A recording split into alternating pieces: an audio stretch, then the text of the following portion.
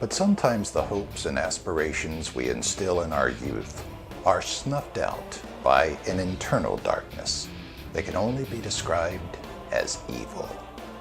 While some can't even comprehend the concept of killing another, history shows that sometimes even a child's mind can become fractured and dangerous. Do the following 3 stories prove that children are capable of killing? Or are they fictional tales of crimes that never took place? Well, it's up to you to figure it out, to decide what's fact or fiction. The line that divides the factual from the unreal has long since blurred. The tales we once thought fantastical, now implanted as true. To decipher verity from the imagined, you must break from the ordinary and consider a universe where the outlandish prevails. Can you expand your mind to see beyond our perceived reality? Can you decide what's fact or fiction? Teenagers these days are angsty, filled with anger, and sometimes even fueled by rage. Brandon Heim experienced what happens when those common traits are combined with depression and trauma, leading to a strange night that he'll never forget.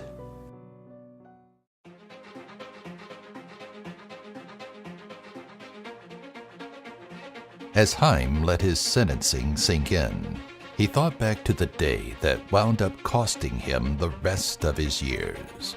It was 3 years prior, and he can still remember the thoughts that ran through his head as he paced his room, the stinging in his shoulder throbbing through his arm. It wasn't the first time his father was rough with him, but on that day, Brandon wanted to make sure it was the last. The hammer was easy to find, and his father was exactly where he suspected, glued to the television, unaware of anything around him. His mother was due home any moment, so he planned to make it quick. As the noise of whatever midday program filled the living room, Brandon brought the hammer down on his father. In the haste of his swing, the metal missed its intended target, instead grazing Jerry Heim's ear before landing on his shoulder. Brandon cursed his aim, but before he could reposition his swing, his father was on top of him. The teenager's world turned red with rage, and the minutes that followed were a blur. He remembered hearing his mother's cries as she rushed in to separate the two, but he couldn't let her stop him. Credits rolled on the television, and Brandon found himself standing over his parents, blood pooling around their lifeless bodies. Instantly, he felt free and could think of only one way to celebrate. A quick phone call to his friends was all it took for the house party to be organized, and in the hours leading up to it, the young Heim cleaned up his mess. With no time to dispose of his parents' bodies, the bodies were moved to their bedroom, and with just enough time left, Brandon readied himself for the casual soiree. Friends started to gather at the Heim residence, and their host was there to greet them in a most hospitable way. He had not a care as the night went on, but there was an itch that no amount of socializing or alcohol could scratch. That's when he made his biggest mistake. The judge's words droned on, admonishing the now 20-year-old murderer as he delivered the life sentence. Brandon sat there and felt a pang of regret, not for killing his parents, but for being careless enough to tell a friend of the devilish deeds he performed just hours before the house party. Teenagers are unpredictable, that's true. But would one be so careless as to host a party while his parents' bodies lay mere feet away? Could Brandon have been that thorough with his cleanup that there wouldn't be a speck of blood for any partygoers to see? Maybe everyone was too preoccupied with friends and loud music to notice anything out of the ordinary. We'd love to hear what you think, so let us know in the comments. But before we reveal whether Brandon's story was real or not, we'd like to take you to a small, snowy town to introduce you to Tiffany Tomlin and Susan Wallace, two girls brought together under unfortunate circumstances. As the two grew to know one another, it's clear that their relationship will never last, especially as one of them holds a deadly secret.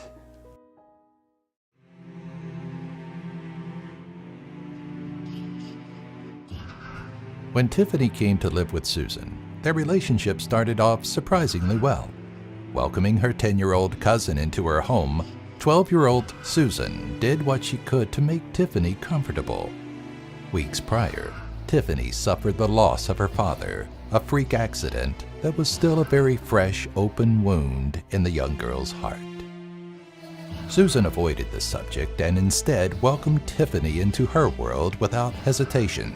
But as their relationship budded, Tiffany started to see something about Susan that unsettled her. She was obsessed with death. Susan contemplated it, wondered how her parents would eventually be taken from her, and she somehow found a way to sneak it into just about every conversation.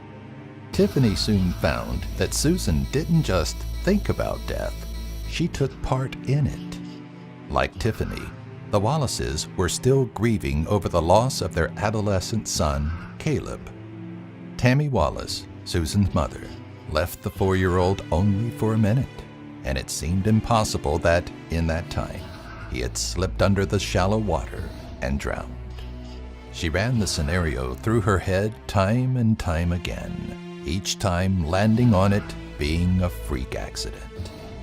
As Tiffany grew closer to Susan, the older girl grew bolder, eventually showing off the tugboat that Caleb had in the tub with him the night he drowned. It was a missing link that the Wallaces could never find after his death. Eventually, Tiffany grew uneasy with Susan's talk of death and the possession of her dead brother's toy. While Susan slept one night, she brought the boat to Tammy and talked about her darker thoughts. Tammy feared the worst, but couldn't fathom that her daughter had played a part in Caleb's death. Under the guise of helping her cope with her brother's death, Tammy had Susan speak with a psychologist. During one session, the truth slipped, a small nugget of information that put Susan in the bathroom with her brother as water filled his lungs. It was her small hand that held him underwater so, as she put it, she could see what death looked like. Is such a young mind capable of killing in such a horrific way? Or did we conjure up this story just to mess with your head? We want to hear what you think. But while you plan your response, consider a few things. Did no one question where Caleb's toy tugboat went? Or were they too distracted by his passing to even consider it? Would someone as young as Tiffany even notice Susan's macabre thoughts? Or did her father's death mature her? Before we get to the reveal, there's one last story of murderous children, and this one's frightening. Children can be influenced, but what if the figure directing them to kill is a fictitious character? Freddie Hadley and Tate Chatucci seemed like regular children, but their imaginary friend ensured they be remembered as anything but normal.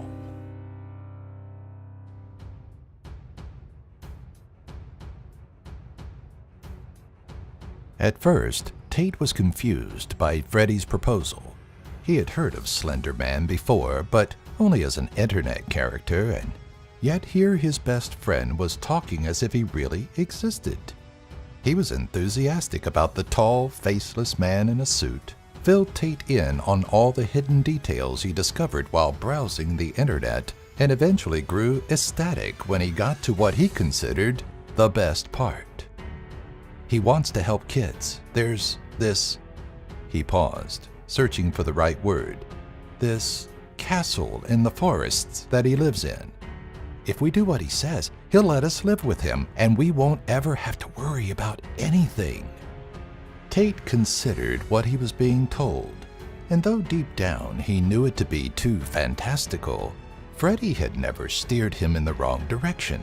Maybe there was a place they could escape to, somewhere away from their stifling parents and school bullies and pushy teachers.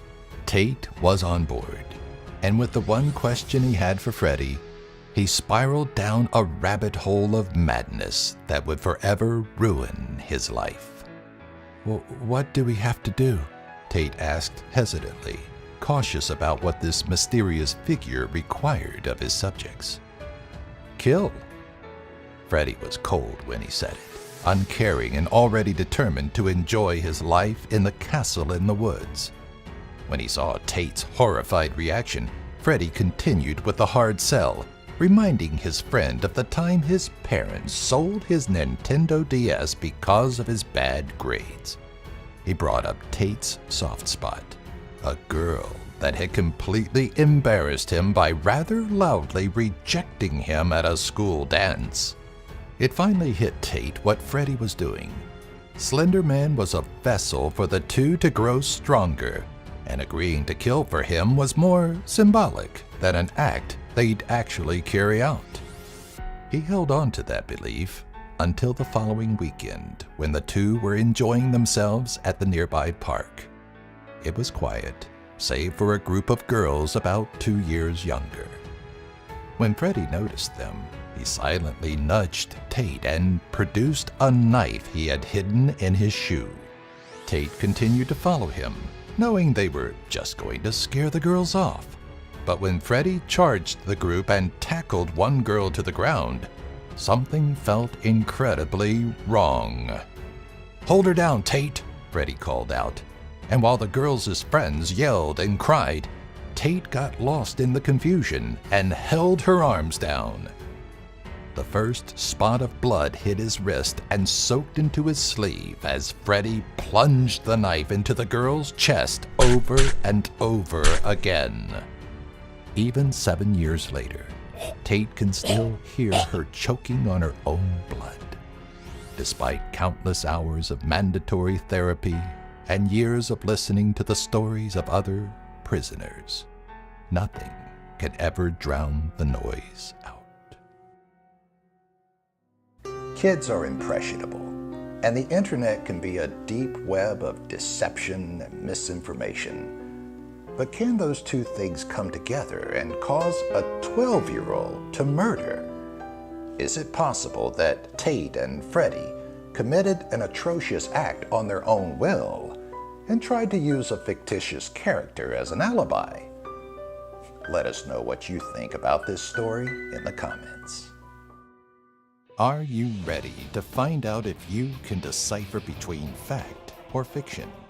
Let's look back at tonight's 3 stories and find out which were born from reality and which were fabrications of the imagination.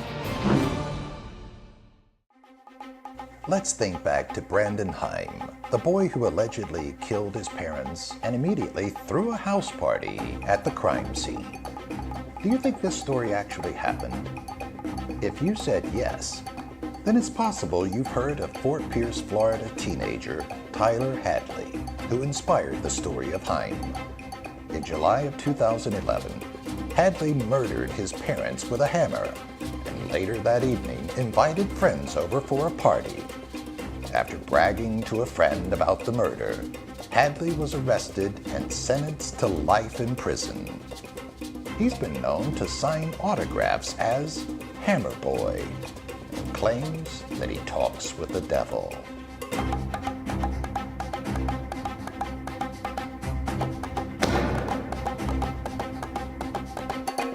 Can you go 2 for 2 and correctly determine if Susan Wallace really did kill her 4-year-old brother, Caleb? If you said it was true, sorry to say, you killed your winning streak. Not only is it a fake story, perceptive individuals may sense the inspiration from the 1993 thriller starring Macaulay Culkin, The Good Son.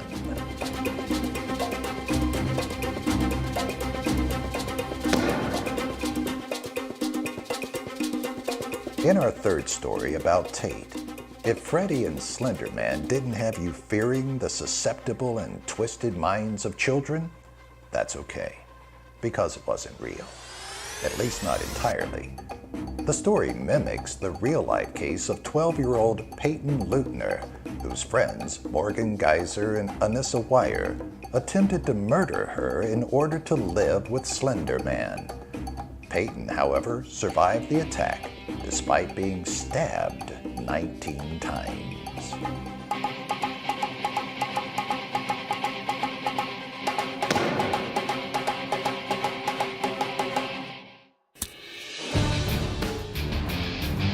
How well did you do in tonight's video? Did you look past the deception of our world and define the off-blurred line that struggles to separate lies from the truth? Let us know in the comment section below. And should you find the urge to test your perceptions again, be sure to subscribe and join us next time when we ask you to decide what's fact